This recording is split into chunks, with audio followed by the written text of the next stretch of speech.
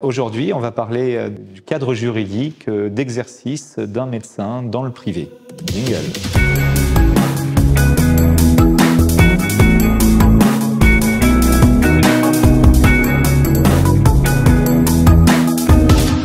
C'est une question qui est vraiment très large puisqu'il y a de très nombreuses manières d'exercer dans le privé. Quand on est médecin, donc on peut s'installer dans un cabinet de ville, reprendre la patientèle d'un confrère, ou créer sa structure. On peut s'associer dans le cadre de sociétés d'exercice libéral, de SCP, de SCM également. On peut aussi exercer, bien sûr, dans un établissement privé à but lucratif ou à but non lucratif. On va appeler ces établissements des cliniques. Quand on s'associe avec un confrère, on va exercer à travers d'une société.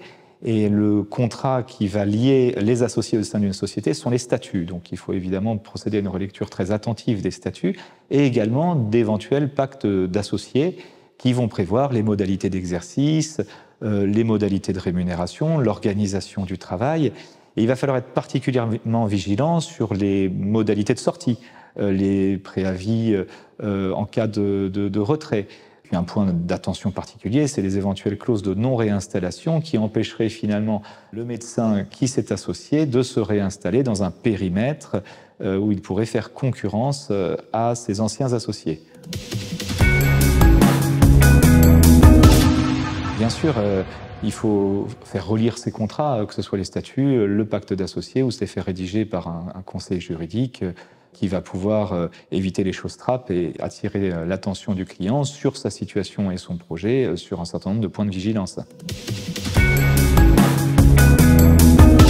En clinique, des problématiques sont un petit peu différentes, mais le contrat qui va lier la clinique et le médecin, on l'appelle le contrat d'exercice libéral ou la convention d'exercice libéral.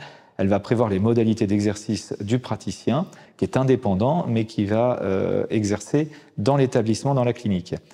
Eh bien, ce contrat, sa relecture est effectivement assez essentielle. Alors, côté médecin, on va être particulièrement vigilant sur la clause de redevance, c'est-à-dire le prix de la prestation qui est fournie par la clinique, et de la même manière, les conditions de durée, de résiliation, de retrait, les éventuelles clauses de non-réinstallation, la possibilité ou non d'avoir une exclusivité, c'est-à-dire d'exercer seule sa spécialité dans l'établissement.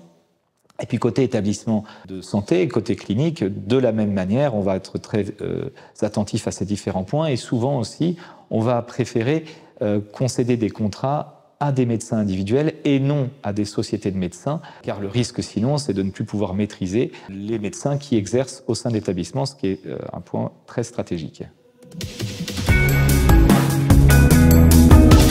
On est sur des types de contrats qui ne relèvent pas de réglementation d'ordre public, en tout cas dans la relation contractuelle. Donc il y a une certaine souplesse et de ce fait une capacité de négociation. Évidemment, ça va dépendre d'un rapport de force. Un établissement qui a absolument besoin de tel médecin va être amené à faire un certain nombre de concessions, alors que s'il en a moins besoin, il va imposer son contrat. Dans tous les cas, ce sont des contrats qui permettent la négociation et des grandes discussions. Oui.